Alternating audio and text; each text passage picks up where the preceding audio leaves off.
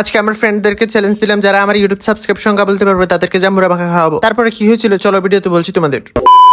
তো প্রতিদিনের মতো গোসল করে মাছ যাওয়ার জন্য পাঞ্জাবি পরে ফেললাম। তারপর একটু ব্যালকনিতে এসে বাইরের দৃশ্যগুলো দেখতেছিলাম। আর তখনই আমার ডাক দিল নাস্তা খাওয়ার জন্য। তারপর আমি সোজা এসে বসে নাস্তাটা করে ফেললাম। আর নাস্তা করার শেষে টেবিলের উপর একটা ছোট জাম্বুরা দেখতে পেলাম। জাম্বুরাটা হাতে নিয়ে আমি সোজা চলে আসলাম কাটার জন্য। আর এই জাম্বুরাটা আমি তাদেরকে খাবো যারা আজকে আমার ইউটিউব সাবস্ক্রিপশন সংখ্যা বলতে পারবে। মানে আমি আমার ফ্রেন্ডদেরকে চ্যালেঞ্জ দিব, যদি তারা জিততে পারে তাহলে তারা খেতে পারবে, যদি হেরে যায় তাহলে পারবে না। তো আপনাদের সাথে কথা বলতে বলতে জাম্বুরাটা প্রায় চিলা শেষ। এটাকে আমি 2 ভাগ করে কেটে ফেলবো। তো জাম্বুরাটা আমি পুরোটা মাখবো না, 1 ভাগ মাখবো, কারণ তাড়াতাড়ি করে আমাকে জাম্বুরা মাখতে হবে, কারণ আমার মাঝে লেট হয়ে যাবে তাহলে। তারপর আমার সবকিছু করা শেষ, এখন এগুলোকে ভালো করে লবণ মরিচ দিয়ে মাখতে হবে। তো আমি কিচেন রুমে চলে আসলাম, এখন একটু লবণ একটু মরিচ দিয়ে দিলাম, ভাবতেছি একটু কাসুন্দিও দেওয়া যাক। তারপর ফ্রিজ থেকে গিয়ে সোজা কাসুন্দির বোতলটা নামিয়ে ফেললাম আর সামান্য পরিমাণ কাসুন্দি দিয়ে ভালোভাবে মেখে নিলাম। তো এখন আমার জাম্বুরা মাখা শেষ, এখন এগুলোকে বক্সে ভরতে হবে। তারপর আমি সুকিস থেকে একটা বক্স নিয়ে সোজা সবগুলোকে বক্সে ভরে ফেললাম। তারপর আমি আমার স্কুল ব্যাগটা ভালোভাবে গুছিয়ে নিলাম। তো সবকিছুই তো রেডি, এখন মাদ্রাসা যাওয়া যাক। তারপর আমি ব্যাগটা কাঁধে নিয়ে সোজা মাদ্রাসা যাওয়ার জন্য রওনা দিলাম। আর পুরো চিনজিতে একা বসে চলে আসলাম মাদ্রাসায়। আর মাদ্রাসায় এসে তাদেরকে আমি চ্যালেঞ্জ দিচ্ছিলাম, কেউ ক্যামেরার সামনে আসতেছিল না। তারপর এক এক করে সবাইকে জিজ্ঞেস করলাম, কেউ সঠিকটা বলতে পারতেছিল না।